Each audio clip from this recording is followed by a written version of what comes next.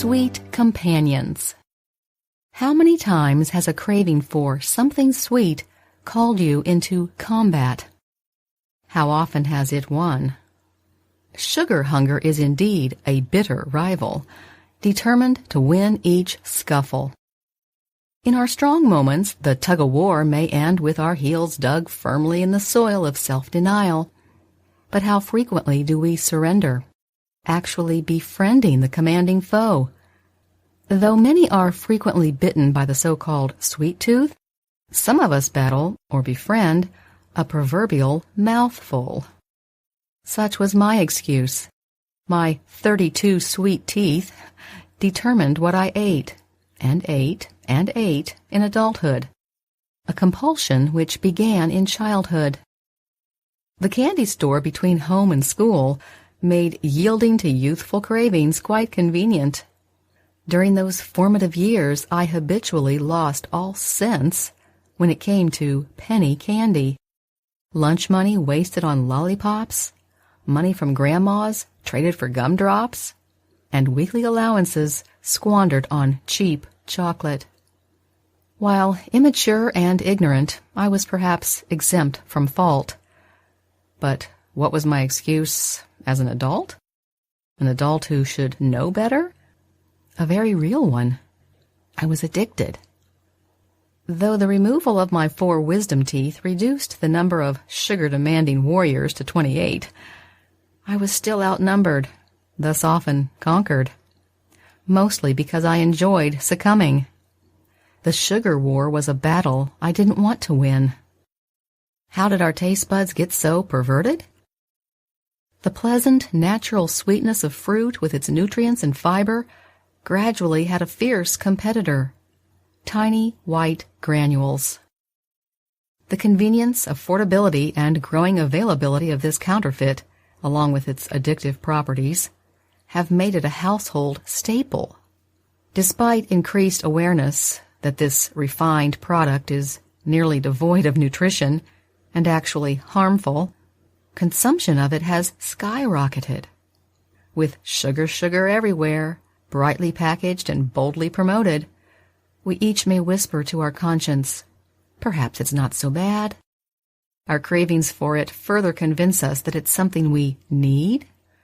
But as we often learn, not every yearning is healthful to obey.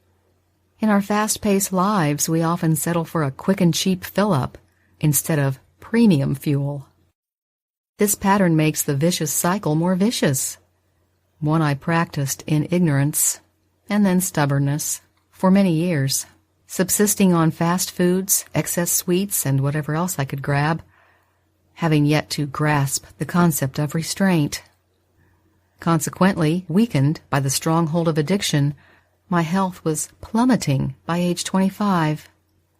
I was overfed but undernourished. Not yet a Christian, I had mistakenly considered my body my own, to use, or even abuse, as I chose. I hadn't yet discovered this powerful Bible verse. Do you not know that your body is the temple of the Holy Spirit who is in you, whom you have from God? And you are not your own, for you were bought at a price. Ironically, my desperate search for comfort had been grieving the true source of it. But by God's mercy, He was patiently leading me to accept Him as Lord of my life.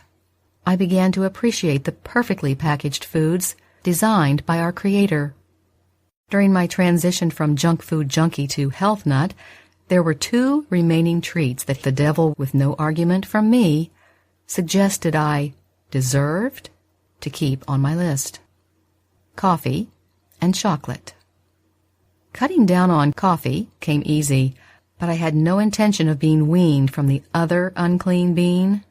As a self-proclaimed chocoholic, I never thought I would overcome that addiction, mainly because I didn't want to. In times of stress, king-size chocolate bars were my faithful, foul-weather friends, or so I thought. Our mutual hug was tight. One tiny nibble to cure the blues led to one tiny square, then another and another, until I rationalized that I may as well finish it. Every sugar surge high was indeed enjoyable, for the moment. The subsequent lows, however, sent me scrambling for another bar, ripping it open for just one more nibble. That is, until I heard a sermon in which the pastor asked, "Can we consume caffeine to the glory of God?" What echoed through my head was 1 Corinthians 10:31. "Therefore, whether you eat or drink or whatever you do, do all to the glory of God." I was immediately impressed that my addiction days were over. The conquering of these and other harmful cravings resulted from realizing two important truths. Nothing tastes better than good health, and the Holy Spirit is the only true and lasting comforter. The powerful transformation was indeed a modern-day miracle, allowing me to actually favor pure water and juice over soda and Java, and to truly want fresh fruit instead of fluff. Relinquishing that which is harmful has opened up a whole new horizon of tasty, nutritious choices found in the abundant Garden of Eden diet, and a better nourished mind results in the lasting satisfaction of sweeter communion with the Lord.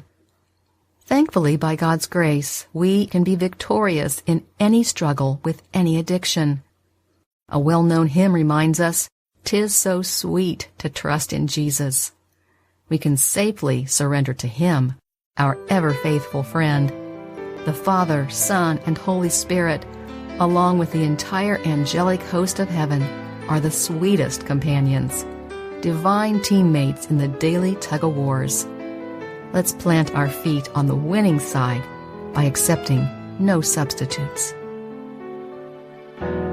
Indeed, it's true that money talks, but health does too. What is your health saying?